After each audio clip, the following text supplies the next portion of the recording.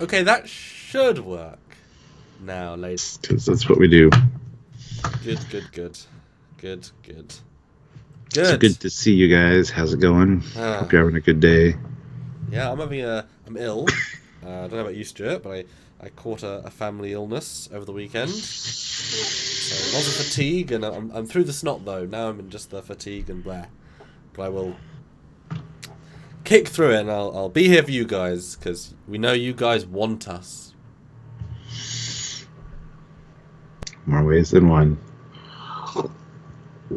So, guys, yeah, today we're going to be talking about Picard's crew. It's now assembled, so we're going to talk about kind of each one and whether there will be any more additions to said crew.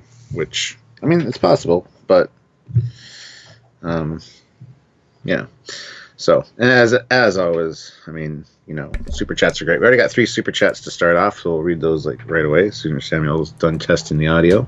I mean, we know that OBS doesn't even affect sometimes you at all. So I did some things, but I mean, it sucks. It's just stopped letting us change audio. So we'll see. Okay. Well, Dakota Stanton puts in $10. Ah, yes. Honestly, they're just stealing the crew from Firefly. Mal, the soldier with the damaged past, and Rios Book. And Picard Kelly is in Dr. J, quirky engineer, Jay in the Romulan badass, and the stern XO. Phew. There are some parallels, but there are only so many archetypes you can make. Yeah. Because if you look at like the Voyager crew compared to like TNG crew, you can't because they're plain. The TNG crew kind of was a restart. Everyone had a very specific role.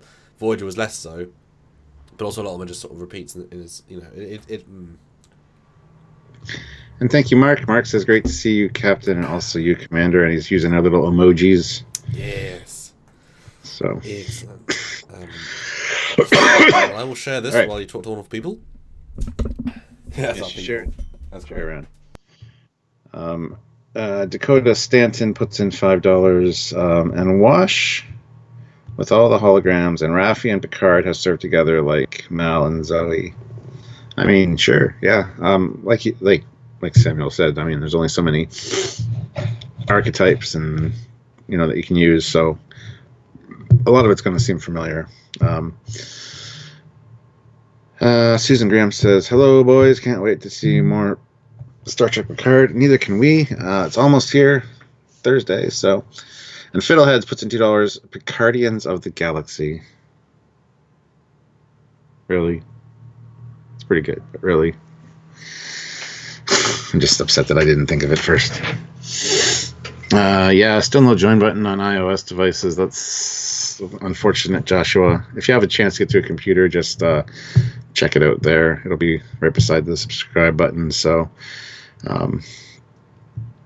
unfortunately, I don't control that. And look, Blaposphere. Good day, mates. That would be Dave. My buddy Blappy. How's it going, Blappy?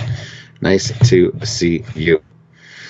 And Blappy, you can join the channel and get really cool, like a badge beside your name and some emojis you can use in the chat. Do it. Join, become a captain, commander, or admiral. You can get the same rank as me, Blap. Or you can outrank me. That's pretty amazing. Yeah. But thank you for joining, Blappy. He usually doesn't catch the Blaposphere. It's beauty day here. Well, funny, he lives in Sarnia. That's like an hour away. I had to drive through Sarnia to get to the States, to Port Huron today, so I was like so close to Blappy. I could have stopped by twice, but just, had to get things done, Blap. So Dan Lee, though, just joined and has become the rank of commander, so welcome, Dan. Welcome. Or Dean, not Dan. Dean, sorry. Dean Lee. Welcome to the lowly ranks of commander, where everything you do, the captain takes credit for. But that's his job. I don't take credit for anything. That's his job. Mark Lawrence says this unit must survive. But Aussies, or on your phone. What is that about? Just a quick pimp of what we do. Do go back and check out our discussion on the Vashti Planetary Defense Grid. Our discussion video released today. It's only 13 minutes, including intro and outro with our handsome selves talking about it. create Star Wars a little bit, and just it's practicalized and whatever. We've already had 130 likes, 53 comments, so go tune in. Now it's bite-sized bit of content to enjoy about Star Trek Picard. And we got another member of the crew, Susan God. Graham, joined. She's at the captain's rank, so welcome, fellow captain. Captain Graham, you out.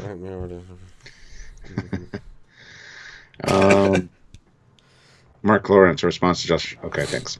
Mortimus Maximus, Trekyards, can you discuss how Rios could possibly afford the ship, and where would an ex-captain go to purchase the ship? Well, see, that's the interesting thing. We don't know what kind of ship this is. It's obviously not Starfleet in its design at all, so it's not like an old surplus Starfleet ship. Could be a Tellarite ship, could be... We don't know. I mean, if we find out, that would be awesome, but I don't know if we'll be getting that information. So my assumption is that he left his Starfleet posting, and then he offered his services in the civilian world because he was obviously a ex-Starfleet. That's quite a specialist officer. Because he's now out of the Starfleet world, he was able to barter for Press Latinum or something similar, and then he might have, worked quickly, or I get, it feels like a gambler to me in a good way. Like he can, so I think he worked his way up to get that. I mean, that was a long time ago, and this isn't a big, massive ship. So I would say it's just a freighter that he customized over the years. Yeah, that ties in with what Travis Foster said. He probably won it in a card game on Free Cloud. Well, yeah. But I think putting too much stock into how powerful this ship is. Planetary defense grid. Oh, sorry, you fuzzed out there. That's okay. Dystopian guy says Vashti planetary defense grid equals Tholian web? ?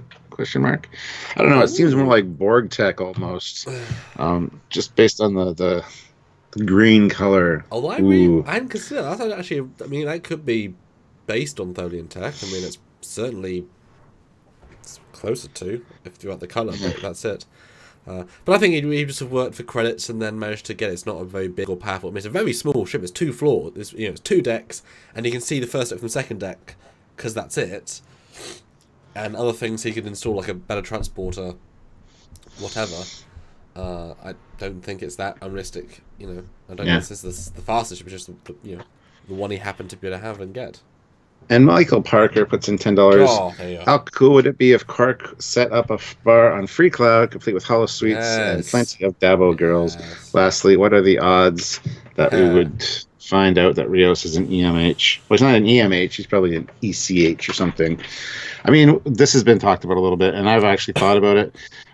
When we did see him, he was first injured. Now, that could be a ruse and all that, but when the piece of metal was taken out and put in the tray, there was very clearly blood in the tray. So it kind of nixes the whole hologram thing. Apart from the obvious evidence to the contrary, it's a great idea. Yeah. It'd be a better payoff actually if there's a scene where same actor, same accent, but he's more friendly, and then the lady, second in command lady says, "Rios, knock knock knock," like walks through the guy, walks to his cabin, it's like, "Are you asleep? What? Don't let ECH boss me around." Because that's just him, but so uses that when he can't be asked to even do stuff. Wouldn't that be great if we see a scene where the ECH is commanding the ETH? Like literally, it's all 3 of them in the that would be a good. I'm totally for that as a payoff. That would be hilarious. Well, as I've said, and I think this might come into play. If it does, I want to call it now. Yeah. Well, before I get into it though, the Blaposphere, my good friend Blappy, welcome to the rank of Commander. Thank you for joining, sir. Talented model maker, talented. I've seen one of his many labs. Some talented, cool stuff they can make. And the Trekyards Com Badge originator for I'm very proud to still have my real resin, beautiful quality, like just beautiful stuff. Yes. But anyway, getting back to what I was talking about with Rios, as I said, he mentioned his captain's brains and blood all over the bulkhead. So I'm wondering if maybe he got injured in the same attack or whatever, and had to upload. If you can do such things, upload your consciousness to the computer, the hollow matrix, and it couldn't handle it all, so it split it into different aspects of his personality. So maybe he is a hologram. Who knows? But I think it's fantastic the way that his crew is just all he does. It's not just staying on his own and being by himself. He's very much, everybody is on his crew is a holographic representation of himself. Now, do you think that's because he hates people? I mean, why would you just want to talk to yourself? That's the question. because you're a narcissist. Or does he just not trust people? You know, is Probably there a both. level of just, I can't be dealing with, you know, people? Yeah. Well, Blappy says, I can't handle any more responsibility than Commander, winky face. And then says, if Rios is an AI and appears as different holograms, it's a very cool concept. Yeah, the thing is, he does beam down in the next episode, so it could be that he does have a mobile emitter, because the Doctor's been back for a while from Voyager now, so they might have found a way to replicate the 29th century technology of his mobile emitter. But we'll probably find that out. I don't know if it's going to be a thing, but it's a good discussion to have at the moment. So, but like I said, I think we might get a fun payoff where he's actually an ECH at one point, and that's another little play on. Yeah. Because I mean, yeah, why wouldn't you have that as being a joke? As being a thing, why wouldn't you? Yeah. And that would have been a fun payoff, especially if he was, you know, he was a living hologram. Maybe he was even a hologram that was emergency on the ship that went down, and he took on the only mobile emitter, and then lived on because of that. Yeah, there's the fun things. And guys, just so you know, when you join, we first start off with a little Trekyards medical badge, and then after a month, it changes to engineering, and then after another certain time, it changes to science, then command, then eventually the research department, and the longer you're a member, the more the little badge beside your name will change. Super cool. And we think we do enough content each week to justify your little bits of support. So, guys, members are incredible. Well done, Stuart, for assigning it. We hope you do justice with the amount of cool content we produce. But there's one thing we thought, guys. Kovu says, but isn't a hologram also an artificial life form? And Starfleet hates them now. See, we said that, and that's not been addressed yet. But we said that. We have a whole video about it. Do go and check. Do you want to reiterate slightly, Stuart, why you think that might not be the case of hate and distrust and all that jazz? Basically because at the Starfleet Archives, the museum, there is the index, which is basically just a hologram, but not super personable, but she did try to make a joke. Picard's like, yeah, don't quit your J job, because they're trying to incorporate that. So it's really iffy about holographic AI right now. Because as soon as I saw the EMH on Rios' ship, I'm like, oh, so they're not banned? But he's not, obviously, he wouldn't follow Starfleet's recommendations in that regard. So we'll have to see about that. Well, and what's up with the Doctor? He's sentient. So what's he doing right now? Does he fall into that category? It's hard to say. I mean, if they'd say we're banning artificial life forms, that's one thing, but it's synthetic life forms. That there is the distinction of verbiage. So maybe synthetic means created in the flesh. Artificial means created in the computer. While synthetic could be artificial, that distinction line is worth mentioning, I guess. Yeah, no, I wish they'd said that somewhere. I mean, obviously in this universe, if that isn't a problem, you wouldn't bring it up. It's like, why would Spock have mentioned he had a sister? You really wouldn't, unless the context demanded it. So why would they mention, oh, but holograms aren't banned? Like, it would have been nice if, and I don't know the XO's name. What's her name? Raffi. Raffi, thank you. It would have been nice if Raffi, when Picard had said he's banned all life forms, if she said, what about holograms? Oh, no, they're fine. Like, that would have been a nice little, like, we've thought that far ahead. But Fisher 2000, just to address the message you just retracted, I played with the idea of making the people that join ensigns, lieutenant commanders, all under the rank of commander. But I think it's more fun if you guys can be commander, captain, and admiral. Yeah, so fun. So I think it adds to the enjoyment for you guys. So anyway, and I don't actually. I mean, if we get like a couple of hundred members, I'll be honest, it'd be kind of fun to have like a commander-only stream that only I'm hosting with the commanders, and then the captain-only stream, and then an admiral-only stream, or like all the commanders get to go captain, all the captains get to go captain, and all the admirals like. So everyone gets to go to Sylvia's stream, just her, and then I only get the commanders. So you guys are my people. Or I guess no. I don't know, whatever. And Squadron, of course, puts in $1.99. Hey all, do you prefer join channel or Patreon? Well, Patreon takes less of a percentage off every month. So depending on how much you're putting into Patreon, probably like the more the better is Patreon. But if you join the lives a lot, it's fun to have the join option. So you have this badge beside your name. You get noticed. We call you guys out in every video because we read your comments because you're easy to see.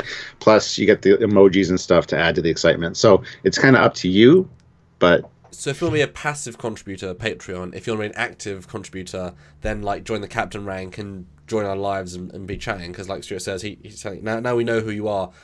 We're gonna see your feedback even more. But thanks for asking. Appreciate the note. And also I'd also have a fun thing.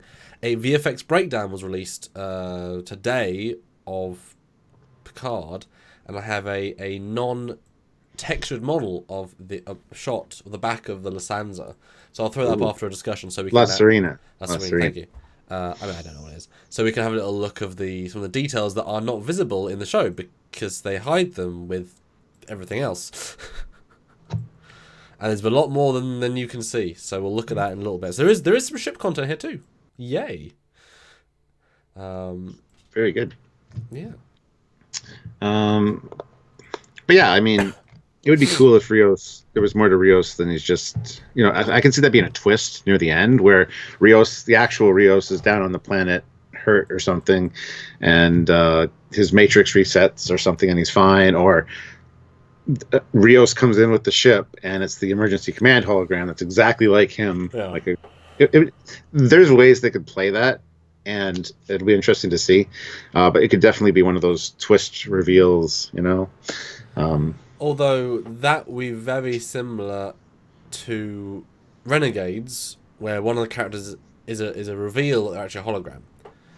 Obviously, there are some parallels to that anyway, but that would certainly be like that is literally one of the characters. But like I said, having an emergency command hologram. Although wouldn't it be great if the command hologram is actually in full uniform still? Like he never uses him, but when he uses him, he's like, "No, I'm in command," and he has a full bright uniform. That would be a nice little touch as well. Not the other people have been in uniforms, but that would be like that one refuses to not be in uniform because he's commanding. And it's funny too because when he comes in, and one of the best lines from this last episode was, "I fucking hate that hospitality hologram." Like just the way it's delivered is so spot on. I wonder if the hospitality hologram is more like the actual Rios before he transferred his stuff over, but he never wanted to be like that. He wanted to be tougher. So it's kind of like, I don't like that one. And as I said to you before, that line, I didn't even hear was a swear word. When Tilly says, "fuck yeah," it's so shoehorned. There's no subtlety to that at all. The fucking whatever lady says in episode 2. Sheer fucking hubris. It makes some sense, but it's in the wrong context. If that was in a bar, if that was off duty, you could see that working. Yes. But it doesn't work in that context. Well, it does kind of, because the hubris of him coming into Starfleet Command, talking to the CNC saying, I'll accept a demotion to captain. I just want a ship. It is kind of, it does really works better. There. Yeah. But, Whereas Rios, that line is actually characterful. And that's the most important thing.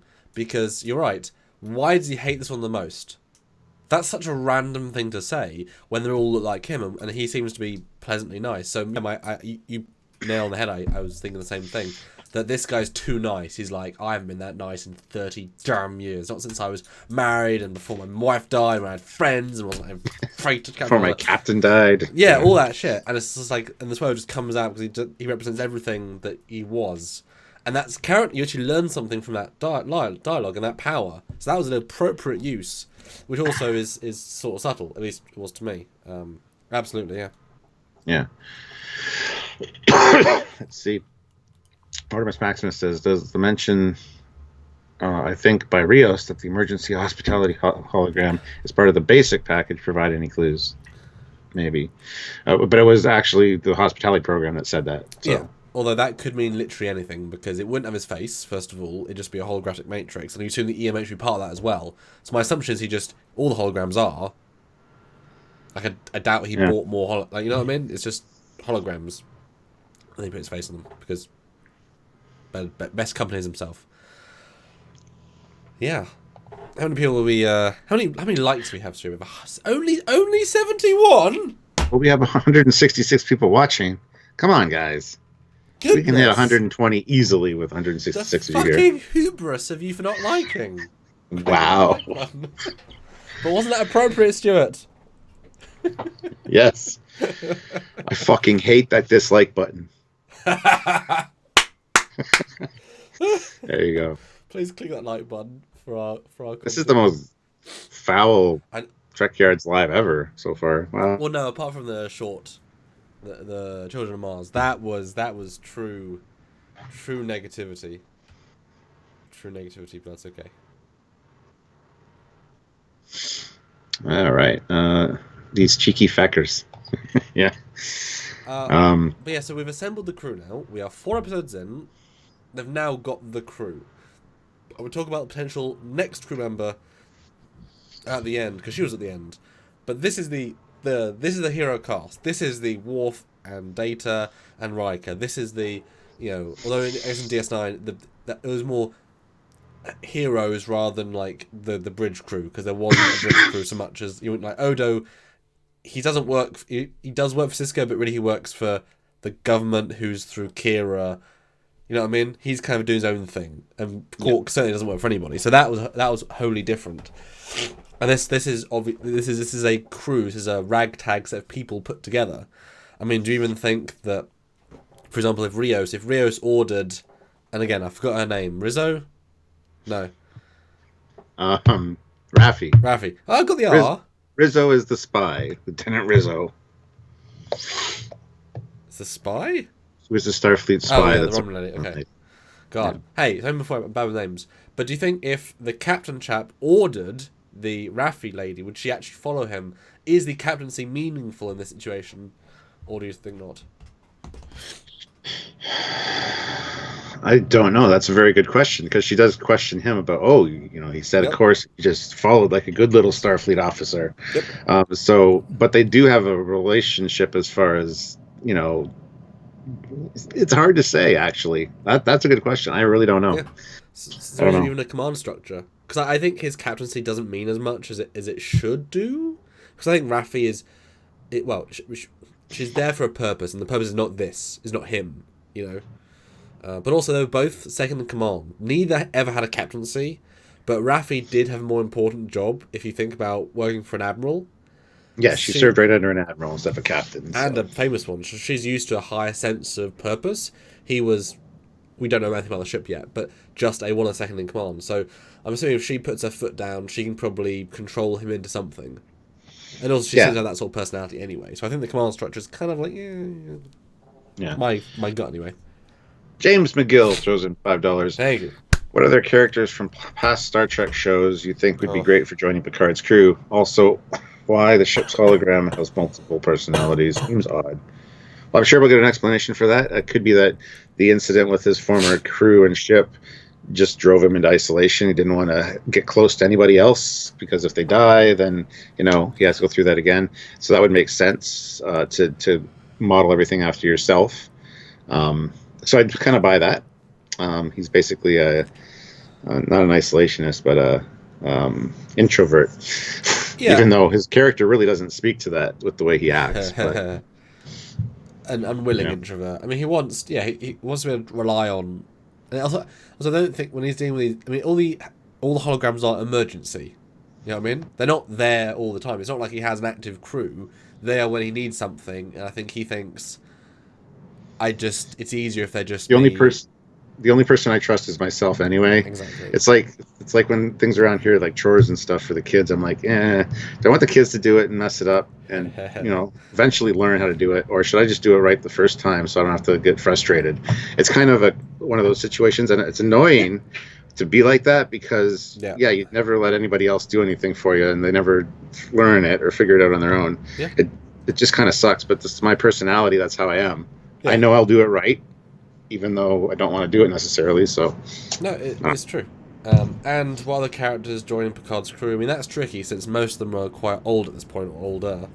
I think Tuvok, being a security liaison, that it'd be nice if there was some Federation help.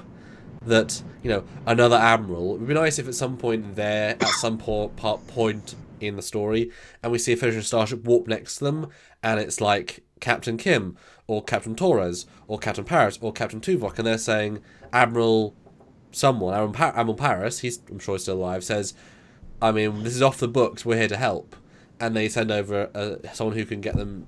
Like that. That would be really useful because I cannot for a second imagine that everyone in Starfleet would be anti this mission.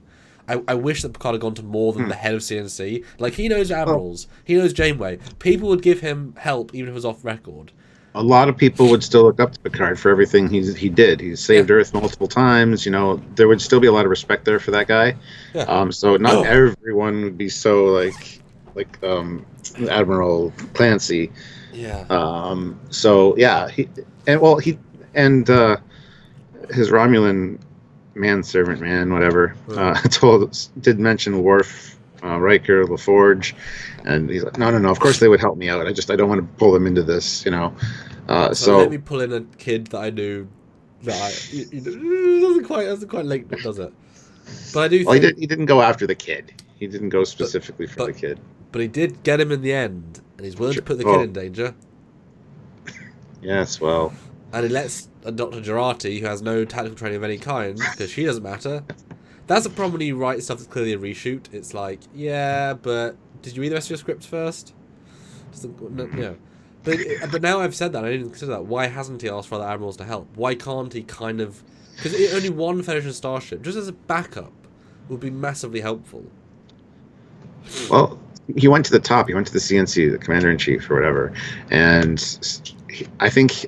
his assumption would be, I know other admirals would help me, but they would be risking their careers, and I don't want to have that on my conscience of them losing their commission because they're helping me out. That's why he went straight to the top.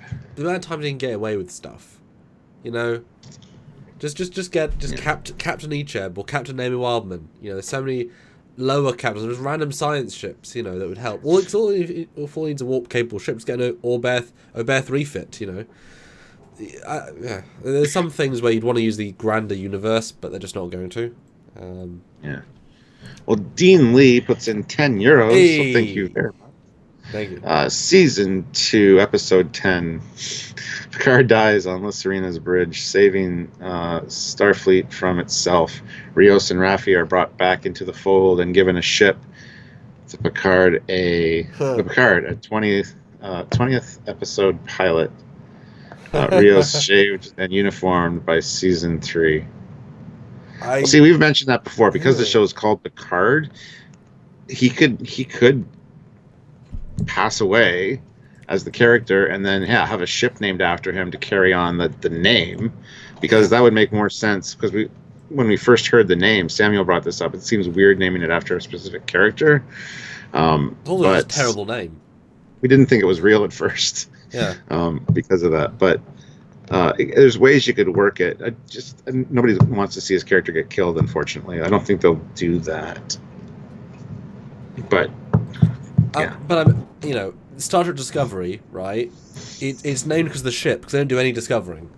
I mean, it's the least discovering ship ever, a show ever. You know what I mean? It's just they're discovering the future and the mycelial network. They are discovery.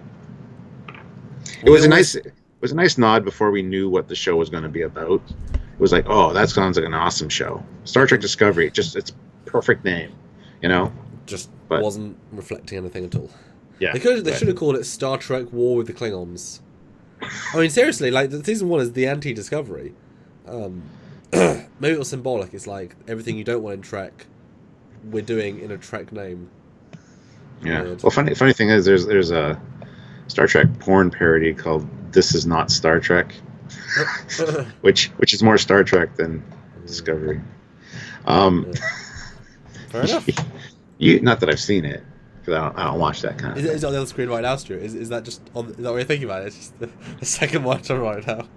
Holy, even his dick has points on its ears. Or it has spots. Oh, the spots do go all the way down. All the way down. Eugene puts in 500 rubles. Have we got proper introduction for any of them? It feels they were mystery boxes for now, except Jurati, maybe. That's an interesting point.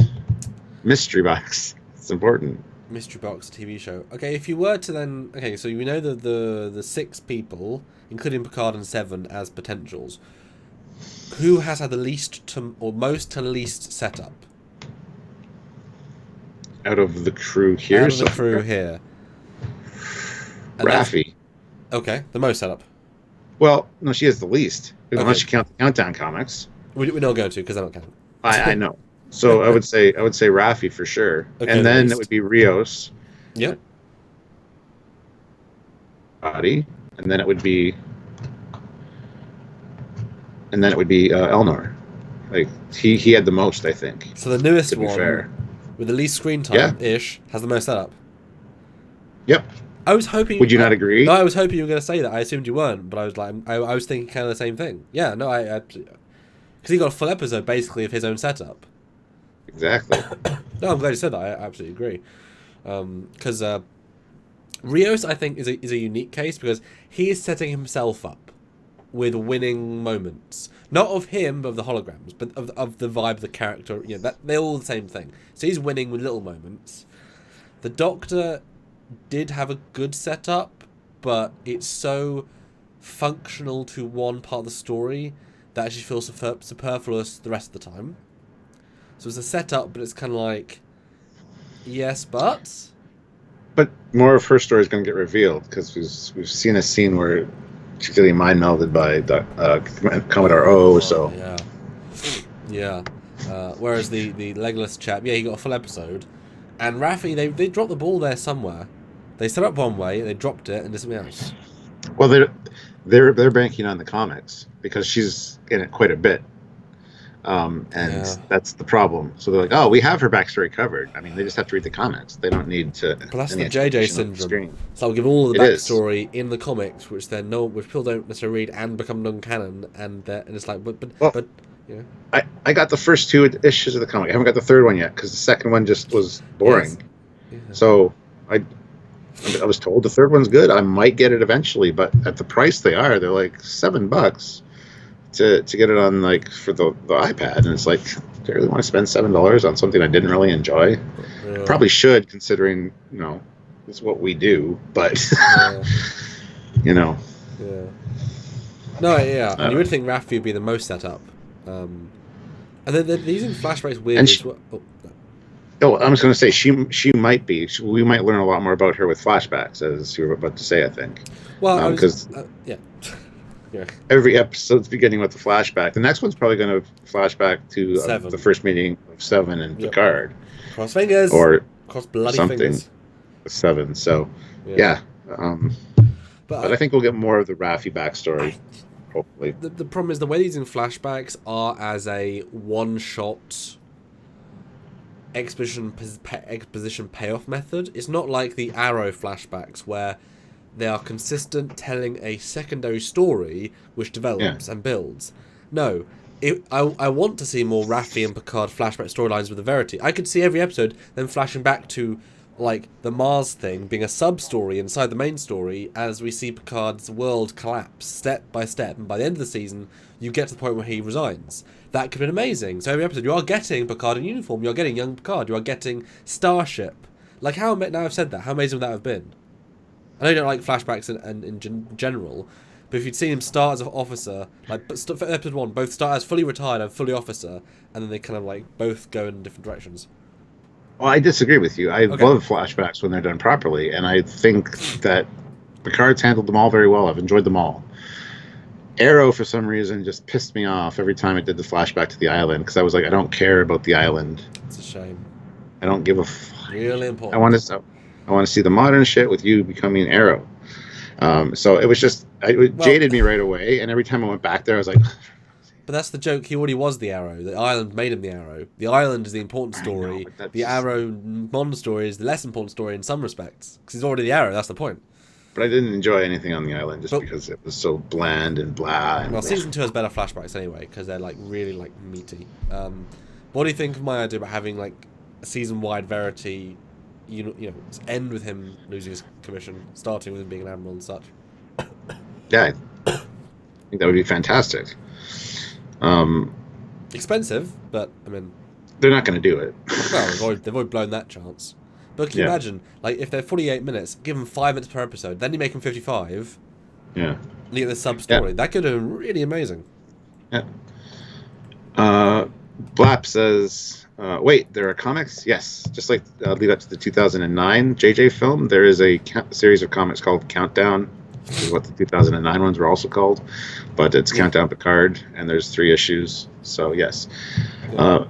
Viran Victus puts in $5. Don't like the crew. It's killed my interest now that it's Firefly Outer Worlds. Like Cleveland Brown Jr. said, you can't have a ship full of Han Solos. I disagree. I think it really adds to the character, and we don't know the reason for it yet as well. So it's kind of intriguing. Like, why would this guy do this? So I think and I've really enjoyed every aspect of every hologram. I think the actor's fantastic. He's doing a great job, and I'm looking forward to seeing more. I want to see more of each of these holograms. So I disagree with you. I think it works for me anyway. Yeah, I mean it's all a potential payoff and setup, you know. But you missed Polar Apple. Oh, I did. So I'm sorry, Polar Apple. Hello, Mr. Apple. Michelle is a something horrible actress. Oh, horrible actress. Why her? Why her? 1 million other actors. Oh. Better actors. Wow, you are very tech-speak, aren't you? I mean, I can't. My dyslexia just goes, what? Yeah. So, I don't think she's a bad actress. She's just very one-dimensional so far. The XO lady. She's just kind of one-dimensional so far. She's meant to be 3D, but she plays it kind of 1D, and yet I think she's shifted heavily. She's actually played 3 different versions. She's played Officer her, hates Picard her, and then okay, I'm going to help you, but I still don't like anybody her, but I'm still now an officer again. It's weird. They didn't build her up properly, but like you said, they rely on the comics, and it's weird. She's kind of just like, I don't like her. She's not very likable in my opinion. You know the joke is skip all the Vasquez Rock stuff. Skip all of that stuff. All of that. The entire skip that 100,000 you did that scene. 200,000 because of the set. Have her in a bar. Have Picard meet her in a bar. A sci-fi bar. And she'd be like, look, I'm fine, JL. I've got my own life. I'm doing my own thing. I'm helping to smuggle. I said, oh, I know you're smuggling. I'm not smuggling. Well, you're getting people from A to B. You shouldn't be. Use 160-year-old shuttles. Please. And I got to point out, we're not the only ones that have complained about that. Everybody I've heard is like, why are the shuttles still being used? Discovery shuttles everywhere. So I just want to point that out. It's funny because the VFX, you know, talked about a minute ago, the VFX video, it says the bold VFX of Star Trek Picard. And yet they can't afford, because they can't be bothered's not right, but they don't have the knowledge or the whereabouts just to make a new shuttle. And every scene you see them in, they're more worth money. So you know, okay, they're going to be in 26 shots. Okay, great. I guess we can spend $5,000 to make one, because guess what? They're worth it every time. Mm-hmm. Whose idea was it to save $5,000 to piss off fans? It's still, you can't justify it. It's just not fair. You know? Yeah. Well, Jeff Jacobs puts in $2.10, 110 likes, 219 watching, again 175. Hashtag make Jeff pay. 219 people here, guys. Come on, everybody hit that like button. If you haven't hit it already, Blat, have you hit it? You're probably watching, but you didn't hit the like button yet, because I know you hit the like button. John Rain says, Picard's first officer is combative and inconsistent. I think that's very much what they're going for, though. I think yes. You're summarising the deliberacy of her acting. Yeah. And I was going to say maybe they're building her up to be somebody that you're not sure if you can trust 100% to pull John Luke out of the fire, so to speak, but you know she's going to. So that doesn't really work either. Like, there should be a little bit of doubt in your mind, like, oh, if it comes down to is she still smoking the snake leaf? Yeah. Like, if it comes down to it, is she going to be there to help them? Well, or is there that question still? I said this as a credit to them, is that we are seeing the hints that both Rios and Lady, both revert back to the Starfleet training in certain situations. Like, they have not lost that. So if you were to present us, like you were just saying, that with this sense of will she betray him, then you'd have to leave all that Starfleet behind. But she was a career Starfleet officer. You don't just lose that. Like, B'Elanna and Chakotay, they still did very Starfleet-y things in the Marquis. Like, they hadn't lost it, and they managed to get back into Starfleet mindset very, very quickly. So you never really get... There's a lot of training, especially if you're Starfleet Academy. And it's a certain mindset to join the Academy as well. Yeah. So you're already geared for that. We saw in TNG how hard it is to get how many applicants, like, Wesley has to beat. Like, these are hand-picked people who win against... Like, these are specialists. So Raffi... So while you're saying it'd be kind of nice in a sense if they were... You don't know if you're going to trust her, but I still give them full credit for... No, they will become more and more like officers as they go, and I want to see that. I want to see them, slowly go back into that mindset, because that's what we want to see, is showing that people can get out of the rut. These people are in ruts of negativity, and Picard bring them into something real. Even Jurati, she was doing nothing with her science career, in a sense, and she might be able to make the biggest discovery of her entire career in this mission, Eugene puts in 500 rubles. Thank you. Comics don't count as any multimedia narrative. I'm burnt out. I think it's I'm burnt out from constant accompanying media. Cheap shots followed by immediate diverge from that media. P.S. What we know about these ones outside current plot. Is he asking a question? Yes. I don't know. We might be saying, maybe he's asking about the book that just came out. Do you know anything about the book that just came out? No, I don't. People have asked me if I've read it, and it's really good, and gets into details about certain things, and it's like, same with the Discovery books. They didn't pan out now, did they? Because they very quickly changed things. Yeah, I'm never going to stop referencing the first Discovery book, which shows Pike and Spock, and there's totally different to what they end up doing. So they like a lot of books, and a lot of books are far superior to what we get on screen. 100%, yep. And the problem is I really like things that make sense. So I read a good novel. Yeah, I think, yeah. I know, right? I read a good novel, and it gets locked in my head as headcanon. It's like, oh, that makes perfect sense. Yep. So, and then, of course, real canon comes along and just fucks everything up. And it's like, damn. Yeah. Well, I mean, how many... Well, I mean, the Destiny novels, not that I've read them, but with Ezri and stuff, like, people had that entire multi-book, multi-year adventure, multi-authors, and calling that the gold standard of what was post-TNG, and then decanonized. And me personally, I had read at least 150 of the Star Wars Expanded Universe novels, and they are... Even the shitty ones are better than all 3 of the new films. Easily. I mean, yes, they get like 300 pages compared to, there's a lot more content you can do. But it's like depressing how those things were owned by Lucas. He could have used any of those things. And yet they butchered the stories of these 3 films compared to what happened. And now forever the future canon has been ruined. And you can never go back from that. But you have these great source materials. So, yeah, it's hard to get that invested in the books because they will never be treated in the right way, or they're treated in a way that who the hell cares. It's weird. It's weird. And you can't answer plot mysteries in novels. Now, you can read novelizations of movies like 09 for interest's sake, because that was like the original script and you learn new things, but that franchise isn't going anywhere. That subset, that's dead. Who the hell cares? That's that's the novel. Okay, that's interesting. But that's the novelization of or whatever. So you got deleted scenes in there. You got different things that you learn that fill in holes that are on screen sometimes because the scenes are deleted. So those actually, those I can still consider canon, whether they're on screen or not, because it's in the novelization. It was in the original script. But that's the risky bit, isn't it? Because what if there's scenes from, say, the Star Trek 6 novelization which goes into the plot, or they'll explain that Chang made 7 birds of prey and they're floating around, and it's like, then you can never argue, if you ever argued on Trekyards, but there's more than one bird of prey, and I'm like, no, Stuart, there's not. There's one in canon, but in the novelization, I'm like, yeah, but it doesn't count. So it's a very tricky thing, which is why we did. But I do that all the time with you anyway. Well, Starfleet battles information, but most of though is just interesting side stuff. And the sad thing is though, Starfleet battles especially was so well thought out.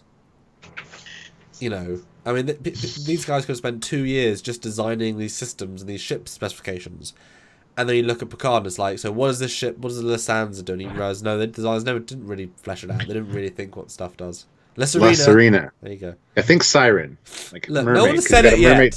It's completely side knowledge. I know, but the symbol is a mermaid, which you see, and he's got a big mermaid tattoo. So just think mermaids or sirens, La Serena, La Siren.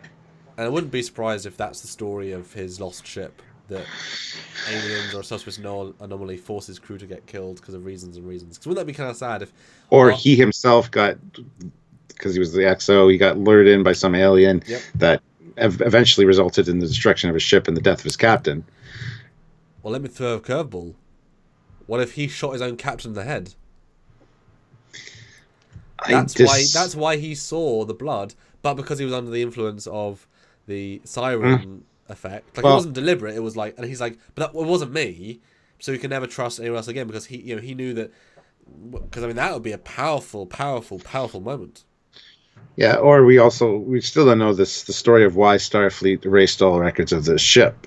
It must have had a specific mission, so it'll be interesting to find that out as well. And that's not something Starfleet does generally. They didn't even erase the records for the Pegasus. It still was in the records as far as it existing. Although, to be fair, the caveat is we don't know how many times they've done it because they've scrubbed all records of it, so we don't actually know. Well, apparently there was a ship called Discovery once. I don't know if you've heard that rumor. Wait, what? Did they discover new things and new planets? Was it the Envoy? No, it had a mushroom drive. It ran a mushroom highway. It could go between, like, not only dimensions, but, like, vast distances instantaneously. If that was a thing Voyager would have been told about and they could have used it to get home. Come on, Stuart, be serious. Because they were 70 plus years at high warp. I mean, that's a long time. I know. Yeah. It's just a rumor, but, I think it might be plot. Let's not buy into rumors, Stuart. They're not canon. Joshua Clark puts in $4.99. Thank you. How much direction do you think Eugene Roddenberry has over this? Does he share his father's vision? Okay. He's an executive producer. He has his name on it because it's his father's creation. That's about it. Does he share his father's vision? Look, we met the guy in Vegas. We had an interview with him. It's basically, he's got a script in his head. And which I got him off. I didn't get him off, but I got him off the script. I didn't get him off. Well, Samuel's good for asking questions that usually they don't get asked, which I really love because it does make them think, and you get new content from them. But yeah, I don't know if he claims to have his dad's vision now. He said growing up he didn't like Star Trek, didn't understand it.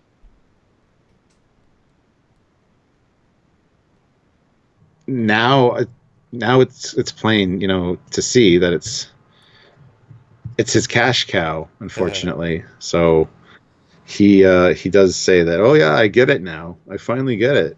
I don't know. He doesn't have much involvement with the show. He just puts his name on it. And I'm just trying to find a fun little picture that I have, because I'm sure lots of people do have it, but not everybody. Just a drunk selfie with Eugene Roddenberry. Oh yes, at the Voodoo Lounge. Because not everyone has a drunk selfie with Gene Roddenberry's son. There you go, drunk selfie. No, so simple answer to your question: he has zero involvement of any kind, nothing. It's like saying if Gene was alive, he'd probably still get an executive producer credit. It's not his favorite thing, but I think it's a grudging respect because you're right, it is his moneymaker, but he does try and do other things. Like that is not his only thing. He doesn't milk it in the same way that you could do. He doesn't milk it like in a nice way. Garrett Wang does events. If he does 52 events a year, he's milking his one acting thing. It's nice milking, but that's milking it. Fair for him. So I think Rod does get it, but he's a Star Wars kid. He wants to do other things, but it's a legacy you can never get over. You can never. It's tricky. Yeah. Mole says, can you put some super chat money into suing your broadband provider? Yeah, we had a little thing there. Sorry. Yeah. Hey guys, it's fine most of the time. Yeah, it's really, yeah. The people only complain when it's bad, but they never compliment you for all the 90% time that it's great, Wow, that's a crisp 1080p 60 frames a second. Wow. Thanks. Oh no, it's bad this one time. Yeah, a whole like 3 weeks of no problems, and then all of a sudden, oh, it's crappy today, so everybody's going to complain. Yeah. Although, hold on. Speaking of complaining, Chrome sucks. Squadron course. Oh. Squadron course, $5. They should reboot Trek by having a new ship and crew go back to help Spock, saving Romulus and restoring the original timeline. As far as restoring the original timeline, Discovery still has the opportunity to do so. Maybe they could put an end to the Temple Cold War finally 900 years in the future. Oh gosh. And realign everything from Enterprise on. That would be great. Do you remember how we had a theory that Discovery would go back and change the timeline in season 1? That they were then that shift. It's like, oh my god, that's what they're going to do. They're going to be that clever and that meta. No. But you can't fix the prime. Like, you can't fix the timeline because it's 2 timelines now. That's not how that works anymore. Even if you would go back and change it, it would just lead to the same timeline you already had, which would therefore not do anything. Well, Falcon's only got their timeline, not our timeline. Parallels, man. There's thousands of timelines, so it's fine. Yeah, but Chrome sucks. Discovery hate LOL. Why do you even watch it if you both hate it? Stuart, please respond to that. Yes. I don't hate it. I enjoy Discovery quite a bit. It's got a few issues, and we point out all the issues of all Trek. We've gone back and we're reviewing all of TNG. We're almost through season 2. We point out the good and bad and everything. So if you watch our Discovery reviews, we don't hate it. I actually look forward to Discovery. There's a lot of good stuff in Discovery, but there's a lot of plot holes and writing problems, but there's plot holes in a lot of Star Trek, and that's our point. Is we go back and we point all that out, and the good and the bad, because each scene can be broken down into both a good and bad category. So, yeah, I mean, and for me, I come from a film background and a writing background and a very technical background. And so I see the different layers, and therefore in reviewing, it's like, there's no point just saying this was a good episode or a bad episode. Look at it in all of its different contexts, and I never got the idea of, like, I don't hate it, I don't hate anything, but people, you know how people watch bad movies for enjoyment? It's like saying, well, why how did The Room become an international best viewed, best watching thing? It's a bad movie, but there's some cleverness in that, you know, what... So bad it's good. Why do people watch Transformers? The last couple are objectively bad, but they still watch them for different reasons, you know. And so Discovery is objectively bad in a lot of the different departments, but it's good in other departments. And we're interested to see where this, you know, it's still a story that, like it or not, it fits into the canon. We're interested to see where it goes, how it goes, and we love to see the improvements, because they wouldn't have made the improvements if they didn't see there were problems. Because we know the production history, we know the turmoil, we know the multiple it's a miracle how good season 1 is, considering how much behind the scenes trouble there was. Seriously, it was a complete shit show in a lot of ways, and season 2 addressed that. And season 3, I think, will be the best one by an absolute mile, because it will just be a generic sci-fi show in the future. There's nothing else to that statement. I mean, it'll just be a generic sci-fi show in the future. I was waiting for something. There's nothing else. It won't be. It'll just be a. There's less canon to step on in the future. Well, and canon to destroy in the future, but I mean, who cares? It's the future. I mean, the Temple Cold War changes everything. You can change the double feature. You know. So we don't hate Discovery. Is the moral of the story? I rather enjoy when there's a new Discovery coming out. So, Eugene, though, speaking of Discovery, Eugene puts in 250 rubles. Captain's delusional. Send him to the infirmary. There is no ship named Discovery. I'm sorry. It was a need-to-know thing, and I shouldn't have said anything. Stephen the YYZ. I'm starting to miss your TNG recaps. Yeah. So are we. Yeah, we are too, but we got to cover Picard, and it keeps us busy. Don't worry, we'll get back into them in any kind of lull between Picard and Discovery or whatever. But the fact is, twice as many of you, 2 to 3 times as many of you turn up for these. It's true. And we get at least 1.5 times as many super chats. So that being said, we usually get about 70 to 90 people for our TNG reviews. 100 kind of by if it's a good set, 100. Yeah. But in the last 3 weeks, we've also gone up by 700-800 subscribers, which are new people tuning into these. So they'll probably tune into the TNG ones as well. So if you're watching this and you see a TNG review from us, come and check it out, because we talk about it exactly the same. And honestly, that's some of the most fun stuff, is to look at it in the most honest way. Because what other places? I mean, you know, SF Debris and Mission Log, they do a great job in a very short way of looking at we all do different things. How many of them look at a scene and talk about cinematography of one scene, about the lighting, of noticing little things, of makeup? I mean, no one does that to the level we do it. Yes, it might be a free-form discussion, but I mean, we are incredibly detailed, incredibly, analytical and thinking it through and bits and bobs, where we can, how many other shows can say one scene and point out the 9 best things, 10 worst things, and at the end they're like, it's fine, but here are the best and worst. Yeah. The big exclusive says, "Are you guys going to do Orville reviews?" I would suggest typing in Trekyards Orville review on the YouTube search bar. You'll find all of season 1 and season 2 reviewed. So odds are, yes, we'll be doing the rest of them. Yes, we love Orville as well, because we have our spin-off show called Fleet Yards where we cover all sci-fi. So it falls under that umbrella. So there you go. Yeah, and we did exactly the same with those. We good and bad, and there are some bad, at least not very good. I don't think they say bad, but some not good. There's some not good episodes of Orville. And I remember in the in Discovery season 2, I was actively saying, which one wins this week, Orville or Discovery? Yeah. And often it was Discovery for me. I was winning out of the two because I'm not biased. I can look out of my bias into what I think is better for different reasons. That's one thing I quite appreciate, and you guys might disagree, and that's a-okay, because at the end of the day, it's all personal preference.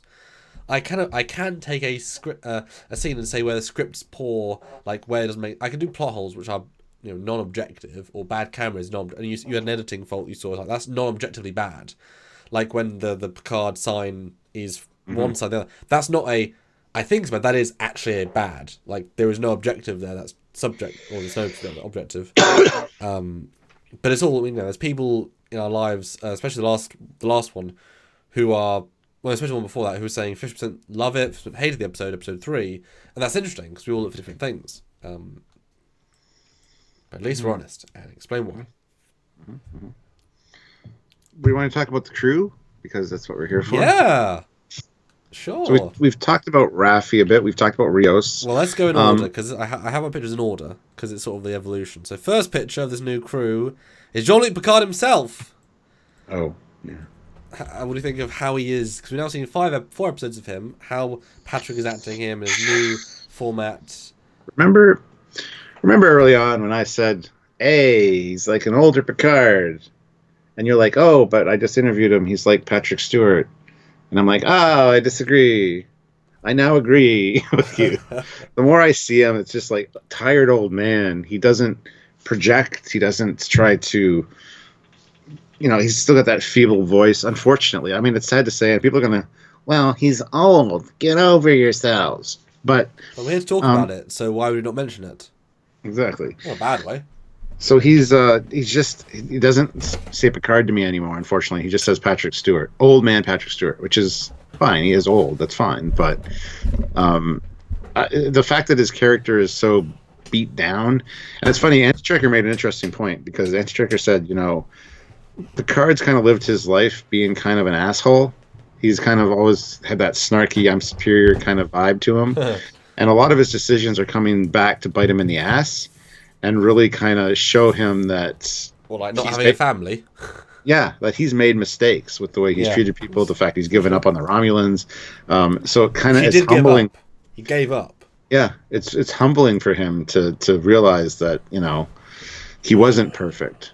That's interesting. Yeah, but I really don't get a sense of Picard watching the show anymore. It's just Patrick Stewart just, phoning it in. And it's kind of sad. I mean, there's the odd scene where he kind of has that Picard nuance, but it's very few and far between, unfortunately. Yeah. No. Yeah. It's certainly weird, and I'd rather have him. Yeah, him now paying for it. I still amaze me that after all of his life, he didn't have a family. He didn't commit to one woman, have the kids he never wanted, but when he actually dealt with kids, he did quite well.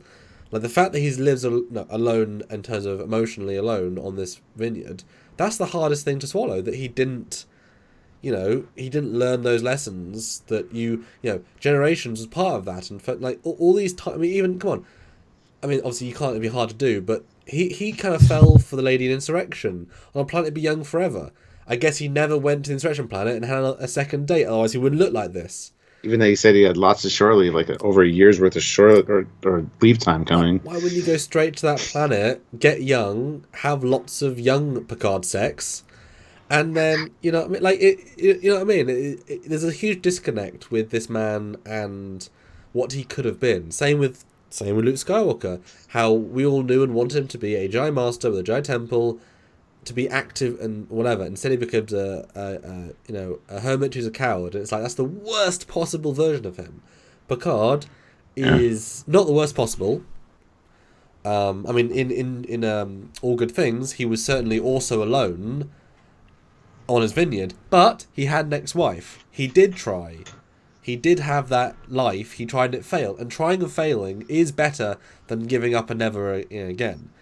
You know, this Picard's waiting to die, and you would never think that Picard would do this. You would think that Picard would have friends, would have, you know, a relationship. Well, the fact that he didn't have an ex-wife or a wife, even if the wife died, you know. See, and David Jackson says this Picard's still being tested by Q. Can you imagine if this whole being kicked out of Starfleet, the whole Mars attack thing, you know, him taking the blame for that or feeling guilty for it was all a test by Q, and it's all just like, hey, that's how your future could have been.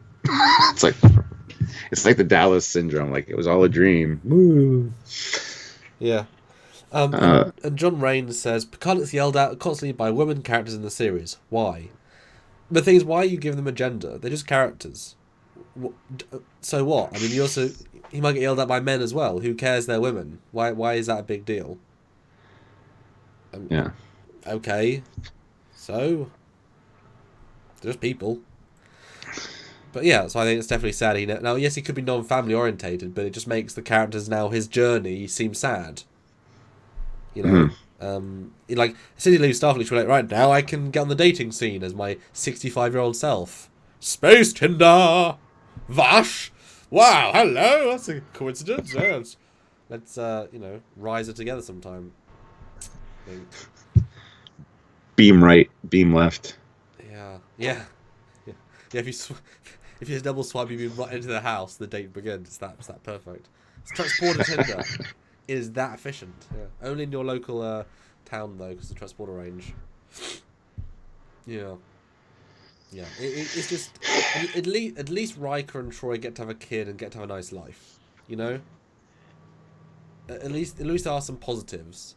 But to see 7 of 9, which we'll get into later, not being in Starfleet, that hopeful future be ripped away from them because the producers want a dark future, and because of that, the canon will ever be smeared by this manure of darkness. Oh. You know, why couldn't we have a threat come from outside the Federation? All of our heroes have to band together in all their ships and crews. You know, Captain 7 of 9, honorary cap. You know, this epic story of heroes. Instead, we get this sad story of depressed people, and is that more interesting to watch? Have you seen the Orville? It's great. They aren't. See, and it goes back to Star Trek 2, where Kirk is feeling old and feeling useless and worn out, and this whole thing with Spock dying ends up rejuvenating him. But they handled it a lot better. Yeah. It wasn't so dark, but you still felt it. But it was a dark movie. It was a dark. Oh yeah, movie. absolutely. But you still felt Kirk's like the dismay at being old and whatever, and then his rejuvenation at the end. It's like so they're doing the same thing. They're just not doing it as well. They're doing it modern TV standards, which is everything's dark. You know, everybody's got a twist. Everybody's gonna die. It's so depressing. And he actually feels younger than in Star Trek 3. Like tangibly younger, doesn't he? Yeah. The same actor, actually years later, in a sense. So obviously we're hoping that as the show continues, he's going to feel more and more alive, because he obviously was rusty out of the Picard character. The fact that we start in such a low place means you can only go up. So obviously I'm hoping that he'll get more in command. They'll have some sort of Federation connection. I mean, these things that we hope for, probably not what Patrick wants to do, probably not what the producers want to do, but as fans, we are still going to hope. Hope for a strong Patrick Stewart as Captain Picard, as Admiral Picard, is something that we need to see, and not die in the back of a pickup truck naked, as another of his iconic characters did. That might be good Back for an of actor. a work bee. Well, yeah. Or flush into space, then crack, and it's like, Yeah. As long as in the end, the journey is respectful to the character, because they ruined Luke.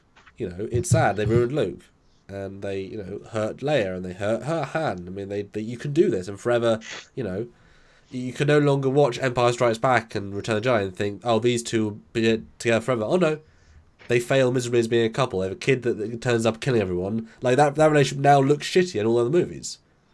Like, it looks worse. Luke, this great farm boy, is a coward, terrible character now. Like, it hurts them, unfortunately. Yeah. Starship Mango, though, puts in £2. Space, plenty of fish. And okay. Well, no, plenty of what else? Another species. Come on, not a fish. Give me another species. Plenty of Packlids. You are sexy. You will make me go. Or you will make me come. It's the opposite of go, but oh my god. This is what we talk about when you guys aren't here. Anyway, Samuel needs to recover. Squadron Course puts in $2. Dark events are okay. Heroes need to have and find hope. Yes, they need to have that progression of their character. I have no problem with that. Well, Wrath of Khan was the best example we could have given. It's an incredibly dark movie. Yeah. And depressing at first. It seems to be depressing. I never thought once Kirk looked old. No. Like, I wish I could look as good as you, man. And it looks the best he's going to look at the movies as well. It's Star Trek 2. That's the best he looks. Yeah. So, anyway. But next version. So that's Picard. Then we get Ravi, and there's two versions. There's the Commando her, and then I really consider them two different characters at this point, seeing how they're portrayed. And let me just do some little bit of cropping on this. And I maintain that there's some disconnect there with how they want her to be portrayed. Hold on. John Rain says this show is horrible, and so are you guys for defending it. Wow. And that just shows how you can't. Whatever you do, in being honest, people will think you think one thing. See, guys, we're not haters because he thinks we're an apologist. And see, guys, I think we're haters. No, he thinks we love it. You see how people can't... We can make a video and the comments say, "Oh, you're shills," and then the next comment says, "Oh, you're haters." It's like you watch the same content, but you don't listen. You hear the narrative that suits your view, and you latch onto it. It's just human nature, and it pisses me off. But that shows we're doing the right job, that people notice that we're being both. That like we said, we walked up to one of the Discovery cast members in Vegas. He knew who we were. He thanked us for our neutrality, and he must, he has seen us be negative. But the things we're negativing, things that are genuinely problematic, and therefore, how can you argue with them? Because they're genuine. You know what I mean? Yeah. Before we get into Rafi, though, real quick, yes. Eugene throws in 250 rubles. Because they're from the past, and today's standard, as Kylo Ben said, is let the past die. Kill it if you have to. But no thought is given about the future. Yeah. Yeah, what are the heroes we're going to look to in the future and kids are going to want to be like, and you need heroes, Yeah. Ozzy says you guys are awesome. Susan says ignore that loser boys. You Trekkies rock. Thank you guys. We appreciate. We do try. People like you. We do try. And we don't want an echo chamber to tell people we're awesome, but we do try. Yeah. All right. So Rafi, we got the with the drunk, high snake weed or snake leaf smoking Rafi, and then we got all right. I'm going to do my research. I'm going to get everything you need. I'm going to be the most efficient XO kind of character. So, yeah, we have had two versions of her so far.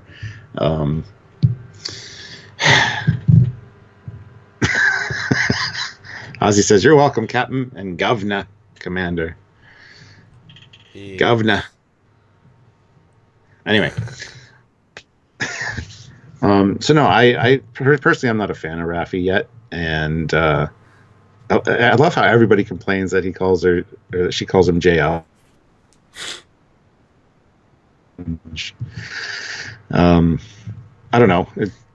It shows a closeness that he doesn't have with anybody else, which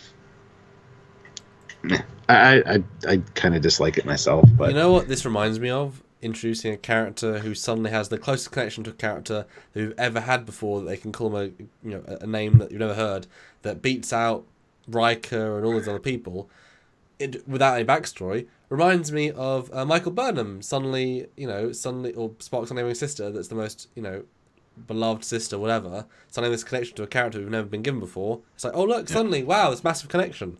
It's like, no, you got to earn that. You got to give us this. You got to build it up. You got to have her reintroduced and don't make her the best XO he's ever had when clearly Riker's better. Clearly. Well, Justin Hampton says Trekyards. Dr. Crusher called him Jean-Luc a ton. Yeah, but they also had a pre-existing relationship because of Jack Crusher, because of Jack Crusher, essentially, because he was his best friends with Jean-Luc, and then of course he had to go and tell her that Jack died under his command, and they've always had that. They would have breakfast together. So yeah, because he knew Jack since they were in the academy. Jack then got married to Beverly. Jack was on his ship for a long time, or their ship, and then he died. And then she asked to be on his ship, so she knew him for like 10, 15, 20 years. And when he was an ensign, not admiral to commander. The rank structure, you wouldn't walk up to Admiral Kirk and say, "Hello, James." Or JT. Yeah, you wouldn't say JT. And yeah, Savick. Imagine if Savick walked up to Kirk and was like, "Hello, JT," and Kirk's like, "I mean, I'm an admiral. Don't do that." Whereas if you've known him for 30 years, ensign to ensign, who the hell cares? So it's the context. I've got used to it. I would never have written it. Now, if they were dating, if there was something, if she was an ex-girlfriend, I could see that. And that almost would have been better, honestly. Yeah. If she dated him, because clearly Beverly and Picard have sexual tension. Therefore, he will allow her to be more personable because there's the connection there. So you almost wish they'd had a thing because it would make it easier to get behind. I agree, and there's no such kind of relationship that's built up, at least in the comics. It just starts out with her calling him JL. So, James McGill puts in $2. Picard seems more attentive to canon, more so than Discovery. Absolutely, and we've pointed that out multiple times. Yep. Not always perfect, but it helps that it just starts in the future, because then everything it's doing is new canon. I mean, it's why I don't do prequels. You lose as soon as you make a prequel, Mm-hmm. Yeah. And Starship Mango puts in £2 and says, "Will Trekyards be reviewing the Avenue 5, the ship?" Fleet Yards might. Fleet Yards might at some point, but I haven't watched it yet. Yeah. I want to get into it. It looks very funny, and I'm sure it'll be it's coming up on our watch list for sure. I'm really happy to see Hugh Laurie's doing something again, because House, he was a tremendous actor in House for 7 years, and then he took a break to be like a violin player. He did little things, but he became a music artist for a bit. And then before that, obviously, he was Hugh and Laurie, and he was in Blackadder. So he's a really good actor. Mm. I have no idea what the ship even looks like. Let me have a look. Looks like a cross. Well, the show looks like a cross between The Love Boat and Orville. Yeah, it does. I mean, it looks good. It looks fun. It's fine. It's very boring, but it's fine. Jeff Jacobs says Avenue 5 is not great. LOL. I hear both. Mm-hmm. I either hear you absolutely get it or you don't get it. Apparently, it's a slow and very funny, but in like a British way. So if you you just want the fart jokes, it's not for you. And if you want like setup and payoff, it's a. So I mean, So it's different. Justin Hampton puts in $2. Would love him to buy a Constellation class to use. Well, a lot of people were talking about that in another video I was watching. It would have been cool if Rios had a Constellation class. like an old one that was just kind of he had acquired somehow. And Picard comes aboard and he's like, "This used to be just like my old ship." Or can you imagine if it was like a constellation that had different nacelles, because it's like 100 years later, so it's just the saucer and like new nacelles and a ripped out bridge and everything else is cargo space because it's now a freighter. Yeah, that would have been cool. Actually, I would have liked that. Yeah. All right. So, any more about Raffi? Well, I mean, she's okay. I think she's not been set up properly, even though she's. But the thing is, her plot is something else. They had to rush her onto the ship. But also, I don't like watching depressing characters you don't care about. They put her straight into she's got all this plight, but it's like, yeah, but you haven't set her up yet to care. We should have seen her flashbacks with Jean-Luc Picard first, and then introduced her as the sad one. So because I liked her more after I saw a flashback. I didn't like her really from seeing her first episode. It should have been that way around. First. No, I agree. If we'd seen the flashback with her with the Starfleet uniforms first, and then her reference 2 episodes later saying you need somebody that hates you and has nothing to lose, and then he calls Raffi. It'd be sad. And it's like why does she hate him now? Yep. What the? Because as the TV, if you didn't read the comics, just watching the show, you're like, who the hell is Raffi? And then that reference to somebody that hates you and has nothing to lose. Yeah. No. So it doesn't work. But if it had been introduced earlier, and you're like, oh, that's the person that's with them, okay, fine, and then you kind of forget about her. Yep. I think that would have been way more impactful. Or we do the thing I said with multiple Verity flashbacks. We see, she's his old XO. She'll be in later on, but I don't know how. This show, I think, is nowhere near as good as it should have been, or it could have been. It's pretty decent, but it could easily have been a lot better, And Raffi's a character that they could easily have done a lot better. But I prefer, the Vasquez Rocks Raffi is terrible. For me. Mm-hmm. This new Raffi, and you can see the just drastic difference, is a lot better, personally. And I think they just reset her again, But the next character, and what a good pose, is the new captain, newly introduced, as next in the line. We always talked about in our pre, but yeah. I'm waiting for the picture to catch up. Yes. I assume you're talking about Rios. Yes. See, yeah, I'm interested to find out his Starfleet career, because I really like the character. But we've already talked a lot. We started the show off talking about him essentially. Is he a hologram? Could he be a hologram? Would it be cool? But I'm really digging the fact that he used to be a Starfleet officer, like a first officer, commander, and then something happened, and we need to find out the information on that ship, why it was deleted from Starfleet history, and there's things that were dropped, like the blood and brains on the bulkhead. I'm not going to lose another captain.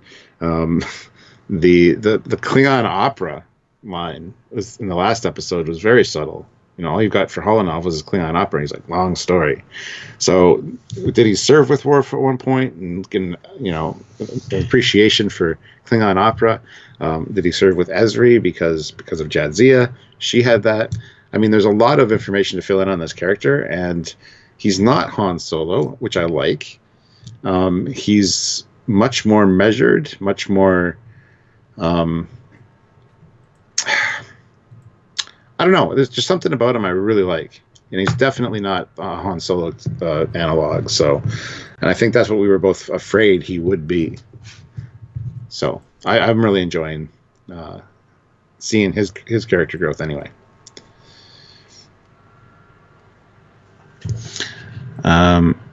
Jarzia though throws in $5. Yeah. I have a feeling once we pick up Maddox, things are going to finally start moving forward, since everyone will have gathered by then. Fingers crossed. Yeah.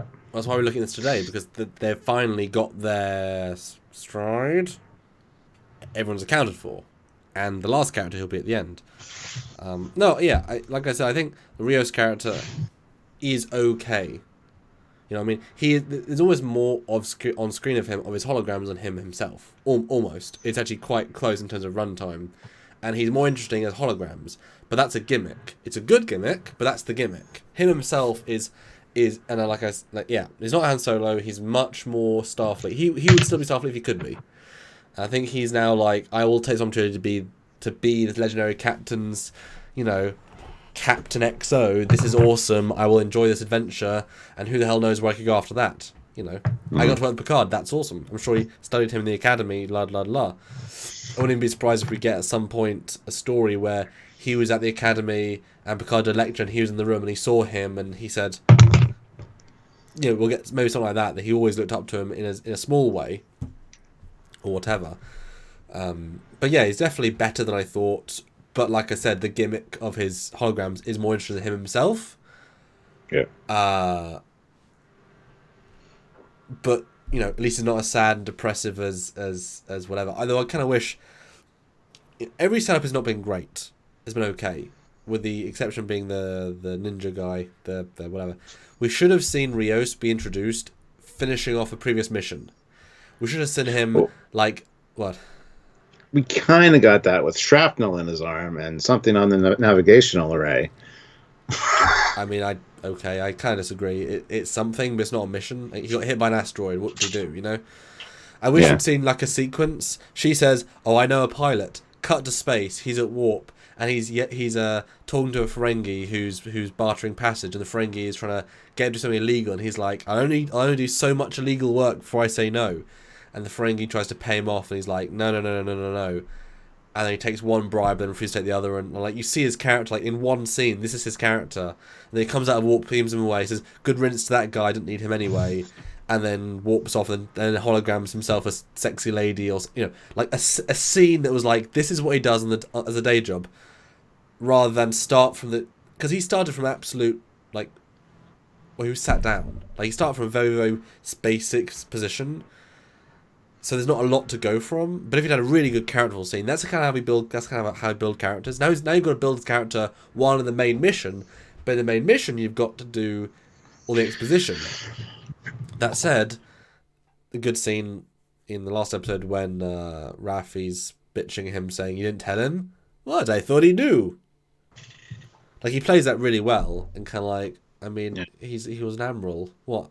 He should know. What? What are you doing for me? I'm doing my job. Let me do his. He should do his job. That's a good characterful little moment. But there's definitely better ways he could have done his introduction. Again, you could have made the show better. Could have made the show better.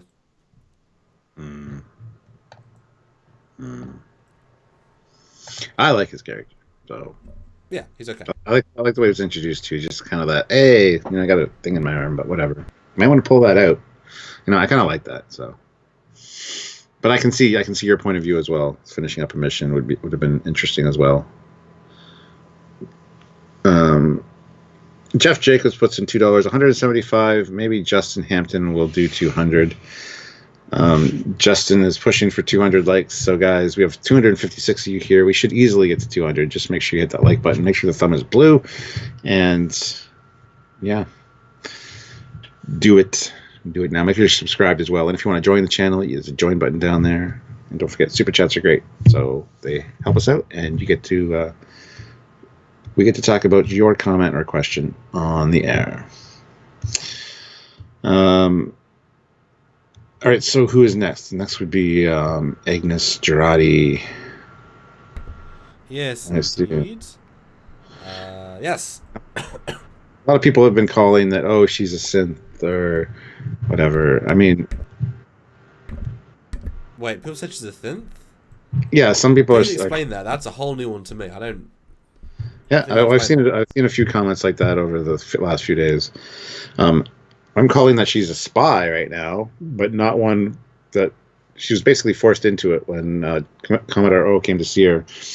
She basically threatened her, and she's going to be reporting back to Commodore O. And at the end, she's going to admit to one of them or all of them that she has been doing that kind of against her will.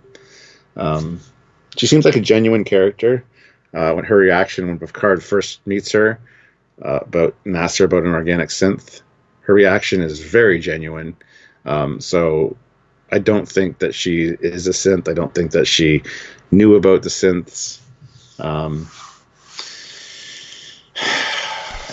Ozzy says maybe she is another Data daughter. I mean, I don't. I don't buy that. No, I don't buy it for a single second. Like, not one remote. I mean, that's too many contrived. Like, when we said we kind of wished that certain characters were some people's daughters or connection, because there was a functional reason for that. That feels just very contrived. It's like, oh, look, everyone happens to be. I mean, it does make one sense in the sense she's the foremost expert. Well, cause yeah, she's a plant. But no, I find that really contrived. And not everyone should be a reveal, and she seems like a weak reveal, because that would just devalue the Data storyline a little bit. Because if she knew things to get Picard places, and then it'd be interesting. She's a plant, so Maddox can talk to Picard. But then what I mean, it wouldn't all connect. But no, I think she's a Tilly 2.0. Yeah. Yeah. She's a non-Asperger's Tilly, without the unnecessary bounce. She's only been given really this scene. There's one scene and a little bit in the briefing room, but she's better in both those than Tilly's been for an entire season. Because Tilly was better in season 1.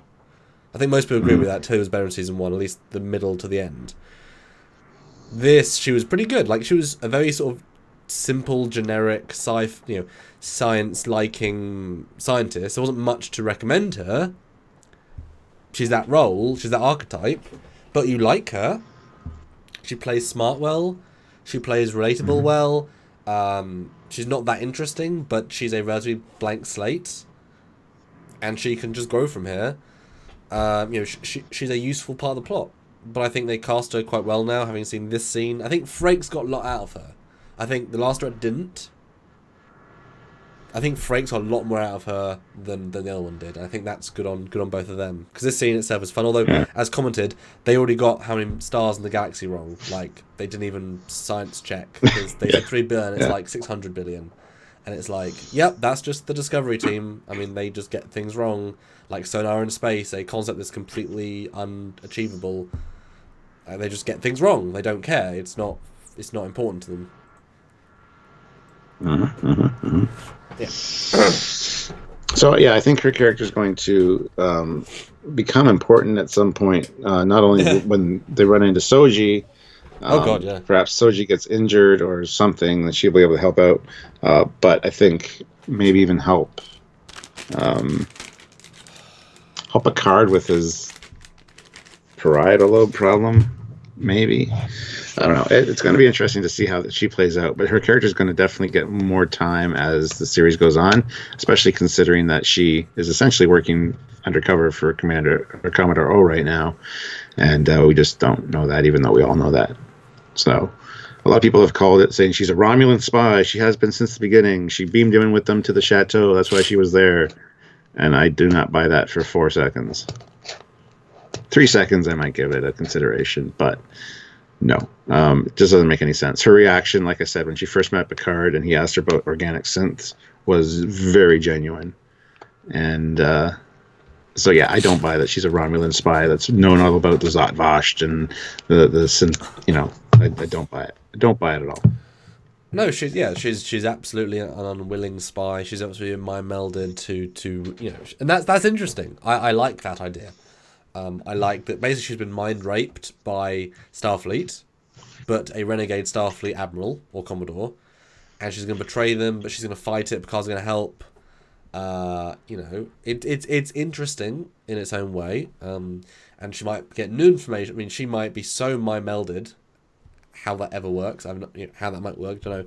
Like, she might be in contact with O, and when O knows things, O helps them get places. Maybe they get to a Starfleet outpost, and suddenly this lady has access codes. And because how'd you have that? Oh, I did some research before I left.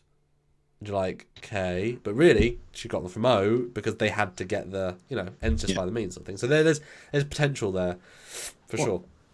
I like how she said to Picard, I didn't, O came to see me and I told her everything because I'm a bad liar. No, you told her everything because she basically had a mind meld with you and extracted all the information. So, yeah, you couldn't lie. Yeah, it'll be interesting to see how that plays out. Although, what you just said gave me a great idea. What if, in fact, she's a brilliant liar? She lied about being a bad liar because she knows subconsciously that she did lie to O successfully, but O didn't care. She mime-melded anyway, and then now she's lying to, that'd be kind of funny. She's a really good liar, and that's how good she's at lying, because you bought her at not lying. Fine. Doubt it, but fine. Yeah. 195 likes. Come on, guys. 260 people watching, which is absolutely incredible. I want to see 210 likes. I mean, that's not even a challenge, is it, Stuart? Really? No. For our audience, come on. Come on. Come on. Yeah. Should be not a problem. So, guys, that's the crew essentially. Well, we got Elnar still, right? Yes. And then the question also comes up after we talk about Elnar: is there going to be more additions to the crew? Will Hugh join the crew? Will Soji join the crew? Will 7 of 9 stick around? Well, I've got one picture especially, but yes, let's go to Elnar now, the newest addition. Who is? Although, is he crew as much as bodyguard? Yeah, he's essentially a bodyguard. He's not really crew. Personal assassin. No. They just kill if you need them to kill. But not assassin. No. But only if I tell them to, because he swore to me that he won't kill anybody. Yeah. And, well, like we said, he's like the most fleshed out of all the characters now because of this last episode. Even though I wasn't a huge fan of this last episode because of the reason that it was focused so heavily on his planet and the flashbacks. But they did a good job with him, I think. In the amount of time that they've given him, I think they've done a good job, and you kind of get a real feel for him, what he's like. So, bravo to them. Even though it wasn't my favorite episode, because it did seem very Lord of the Rings, but... And this is what, the fact that, ironically, we're meant to really like the EXO, neither of us did. They failed on that. They made you like the captain, made me go from not liking to liking, and we both didn't care. We care about him now. So well done them. That's, again, as I said before, this show is not the best Trek by a long way, but the cast, they got the cast right. It's all about giving good material. It's like the Enterprise cast. All good actors, when they're given stuff. You remember the episode where Hoshi is basically in transporter thingy the entire time? Oh, yeah. She's great in that episode. Just watched that like 2 days ago. Like, she is great. When you give her stuff, she is great. They just never gave her stuff. Like, she can handle scenes. They all can. You just never give them stuff. Yeah. Starship Mango puts in £2. Dang. What need to know Picard and 7 of 9 backstory? Yeah, like I said, they've always started every episode off with a flashback. So I'm thinking the next episode is going to, and we'll talk about this on Wednesday if we do our prediction video. I don't know, because I got stuff to do Wednesday night. We'll see. Might be earlier, but anyway.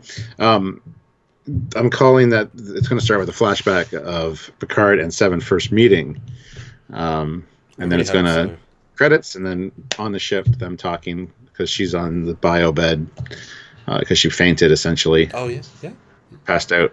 So yeah, I think we'll get a little bit of a backstory anyway. The problem is we thought that with the last episode with the Verity coming in, like obvious things that would garner fan interest. Obvious things you do, not going to do. Because obvious after the fact, once you're watching. Because the thing is, when you write this, it's not how it turns out in the finished. Because actors give different things. The way you film it, the way that it's not how you imagine it. So, but back to Elnar then. Really, he is a blank slate. Really. He gave us very little personality. He gave us his situation we understand very easily, right? Yeah. No question. But we are sympathetic, and he's a blank slate character, so we associate with him the sense of, oh, I get you, friend. Oh, I wish well for you. Because he's not sad. He's a forward-moving character. So he's I think he's gonna be quite boring in a sense in the show, or almost like a data character that he might want to grow out of this. But he's already been, he's lived his entire life like this. How quickly will he, be turned into the smoking and drinking character with the captain? I mean, is that going to be his plot to, of evolution? That 14 years of becoming a ninja assassin person only takes him 6 months with a captain to become a drug smuggler. It's like, is that really a worthwhile arc? I don't know where he can go. Seriously, like there is, unless you just evolve the character, there isn't much you can do with him. Well, they kind of foreshadowed he's going to die. Picard says it's dangerous. He could be. He could be in danger. He could die, and she said he will. Okay. Meaning he'll die. Not necessarily on the mission. Could be 90 years from now, but she says he will die. I just prefer that he live first, right?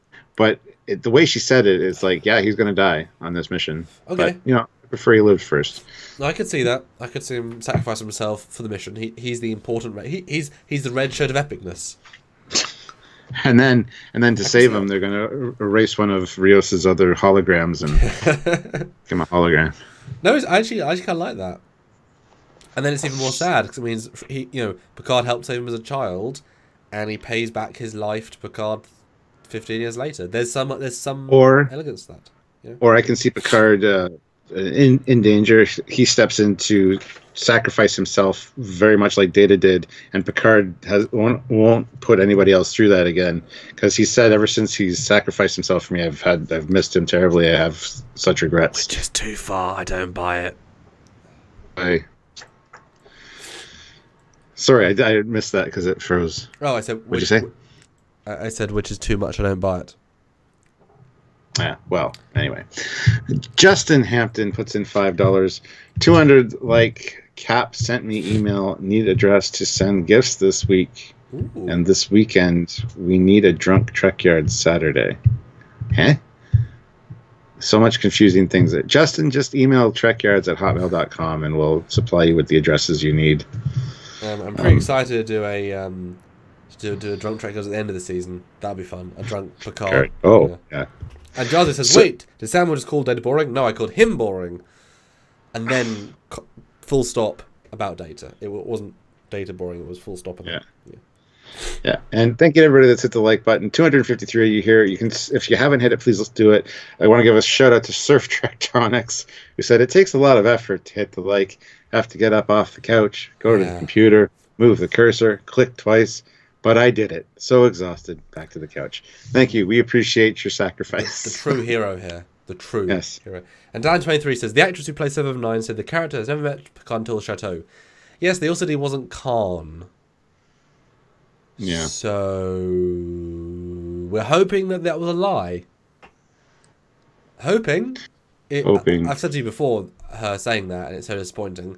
Although, in the chateau, years ago, because we're hoping that what we see is a flashback, that now it's just confusing. They can make flashbacks in the past because they're in the past, but also they can make it in the present because they're in the holo.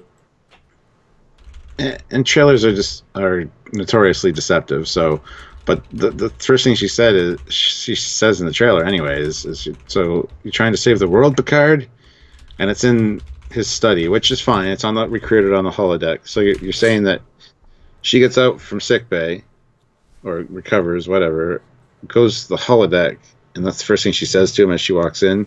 Possibly, but I don't know how much I buy that. We'll have our answer soon, but... I mean, how is he trying to save the galaxy or the world? He's not. He's trying to go after his friend. It makes more sense that he didn't give up on the mission, that we flash back to 13 years ago, and we see Picard in his study with a pad, and he's contacting all his admiral friends, trying to create this small armada of friendships. And Seven walks in, having just left Starfleet because she hates what's happening. She was so here we try to do Picard, try to do whatever, and then they start working together as a team. That goes horribly wrong. That's why he really gives up, which is the real motivation, because he hasn't got motivation yet. And then that gives you a reason for hostility in the present. But that would make sense for Raffi as well. We didn't get it, because there's no reason to be angry at Picard for quitting, because she gets fired for different reasons. They don't know how to set things up properly. They're doing their own different... So we're not going to get what we need. We're going to get something else. She's going to walk in and be like, oh, wow, Picard, I haven't met you, even though we've both been in the same Federation space for 14 years, even though you were Locutus, even though I can beam to you any minute. Never thought to meet you. Why would I? We're going to get that. It's going to be like a plot hole and just to create a moment, even though that moment should have been 14 years ago. Well, it should have been 20 years ago. Asked, what do they think about Red Letter Media's opinion of the show? I suppose it's talking about us. Yeah. I mean, they have an interesting take on it for sure. They would forget a lot of things when they talk about the plot.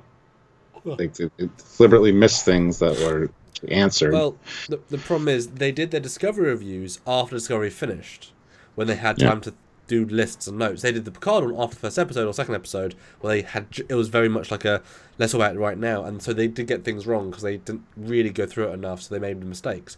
For the Discovery, they didn't. They were very very on point, but it was a different sort of episode. So I'm sure when they do these season. Well, they do great. I mean, they're very, very good points. I hadn't even thought of. Same with Discovery stuff, really basic stuff. And they're very, very knowledgeable, more knowledgeable than me in some ways. But I'm sure in tech we're more knowledgeable. And Rich can say, "Oh, what's that? What's that one ship?" And we both know in a split second. But Mike knows episode names better than I do, I'm sure.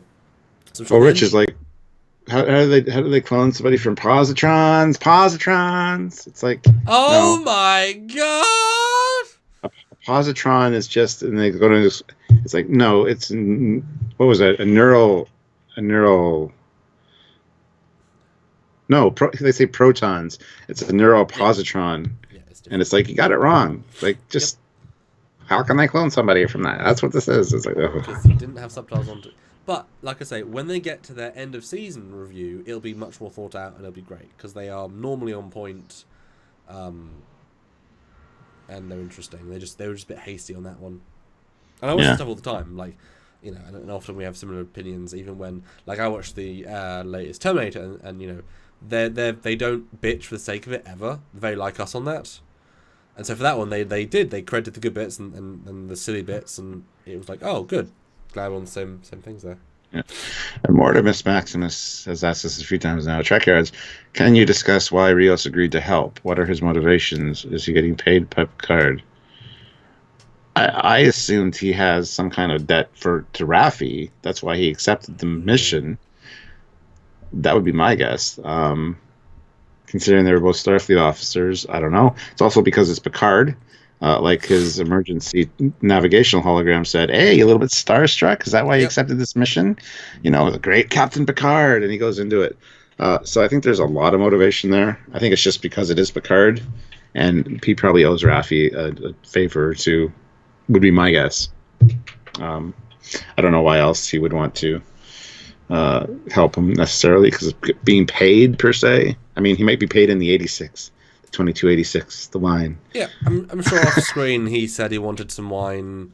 I'm sure Raffi basically, said, I'll pay you on. Yeah, I'm sure it's a combination of he was convinced by holograms. He wants to do it. It's a quick mission. I mean, it's not as if it's going to take him much time. It's not as if he's not been paid to do anything except being a transport pilot. It's not a difficult mission. And I'm sure, she offered to pay him something. There's going to be an ulterior motive that when she gets there, only she and him know the submission. And that's going to be revealed. And he's like, oh, how can I trust you, Rios? Look, I mean, I'm sorry, but I'm doing your mission too. Yeah. Mutual gain. Mutual gain. Burn enough. Throws in 100 rubles. Thanks for the answer to real life Red Letter Media question. Welcome. Paying through Russia because YouTube is banned in China. Oh, goodness. Well, thank you. Anyway. I hope your VPN is going well. I guess it is. Freedom of thought. Woo. Yeah. No, but thank you very much. We appreciate it. And we do try to get other questions and stuff that aren't super chats. There's a lot, as you can see, going on. So 252 of you here. That's great. Hit the like button, guys. Don't know how important, how much we have to emphasize that. It's very important for the YouTube algorithm, the likes. So please hit it and help us out. Yeah, but I think we're wrapping up in a minute. We've still got the newest possible. But if you want to put any sort of last super chats for the final, I'd love to get another $30 before the end. That would really cement this one as a strong live. So 30, 6 of you at 5 is perfect, or 3 at 10, great. But Stuart, 7 of 9, is she going to be actually part of the crew member? Because she is in episode 4. I would say no. She's going to be here for a few episodes, and she's not going to be around the entire time. I don't think she's going to be an actual crew member. Would be my guess. But you know what's weird? Is that at Vegas, is that the Hugh actor said he's in it first, and they only had scenes with Picard one-on-one. And it's like, no, you didn't. What? None of yours. What? I guess they moved his scenes around or reshot them because it's not what you had to play with there. But he was first. Didn't get a lot to do, but he was first. I don't know why I was in this episode as well, but you kind of wonder that probably most of the guest cast are just gimmicks. 7 in 2 episodes. Data, Brent in 1 episode. It's going to be. We'll bring them out as because in fact Brent should be in at least 3, start, middle, and end.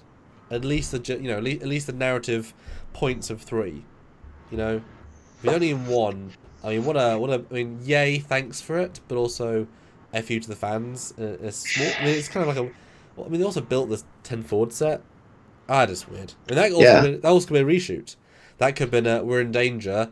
Let's add some more canon. Let's give him a flash forward or flash. Let's have And speaking of building the 10 forwards, I didn't realize that till the other day. Literally after we talked about the holodeck and the Chateau Picard, but it made more sense to have those scenes filmed on the rebuilt 10 forward. Use that on the Enterprise D. I'm just sitting here relaxing on my old ship. Yeah. Maybe they will. Maybe they'll mix it up. Maybe there'll be some scenes at Chateau Picard, some at 10 forward. But I think that makes a lot more sense than Chateau Picard personally. So I did say that last week when you said. I still think the ready room is spot on what it should have been. They had the set, and he certainly spent enough time there. Less time than ready room, but yeah.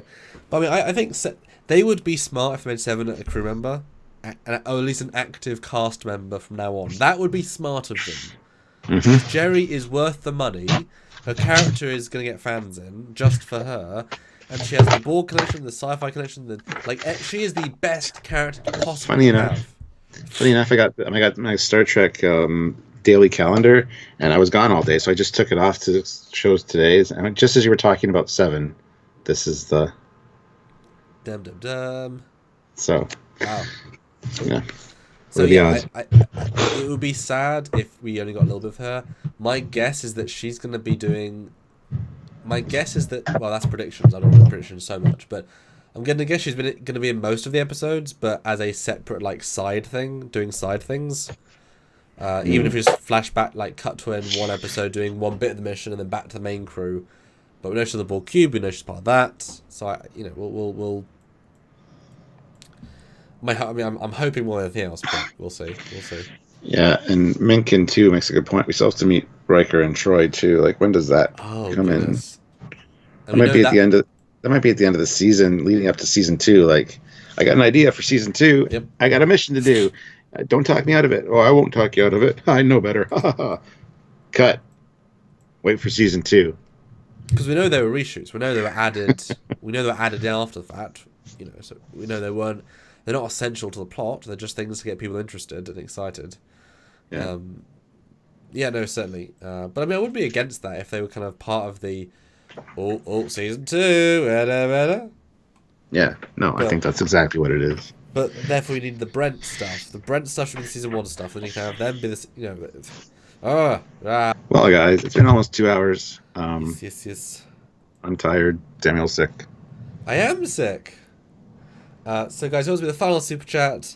Would love $10 more if we can in these last 2 minutes. You guys are great, and we'll do something tomorrow. Not sure what, not sure when, not sure how, who. Well, it'll be us for sure. Mine will be 5 p.m. Eastern Standard Time. Okay, fine. Yes, some of the answers we already have. Fine. Okay, yes. God damn. Anywho, so yeah, the last super chat would be great. Who wants the position of last super chat? Hopefully you guys enjoyed. It was a good discussion, actually. I really enjoyed this one. Yeah. Because that's the fact that this is really the start of the show. Honestly, this is the start of the next generation of the show.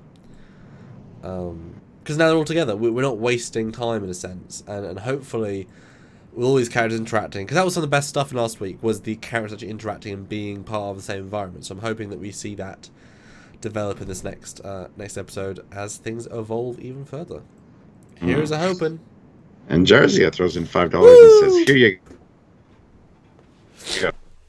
Yes. And it's a good amount. It's $5. So thank you very much, Jarzia. Very appreciated. And thanks for the new members. You guys are actually going to keep the channel going. We do appreciate it. And enjoy tomorrow's free video coming out and then the free live as well. So thank you guys. See you tomorrow. Till then, I am Commander Cox. And Voice of Reason throws in £2 and says, "Get well, Samuel."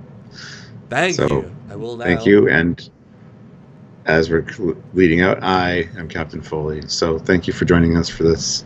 We'll see you guys later. Bye, guys. Oh, and Eugene. Did you hit the button yet? No. There you go. Oh, yeah. See, he thought Google lost his super chat, but there it is. 250 rubles. What will you bet on? 1, Hugh's past will be addressed as he met Picard. Or 2, Hugh won't meet with Picard. Well, he says he acts with Patrick, so... Yeah, I'm hoping that there's an interaction there. How we asked about Geordi. He didn't do that in Descent. It won't bother me. Bye, guys. Bye, buddy.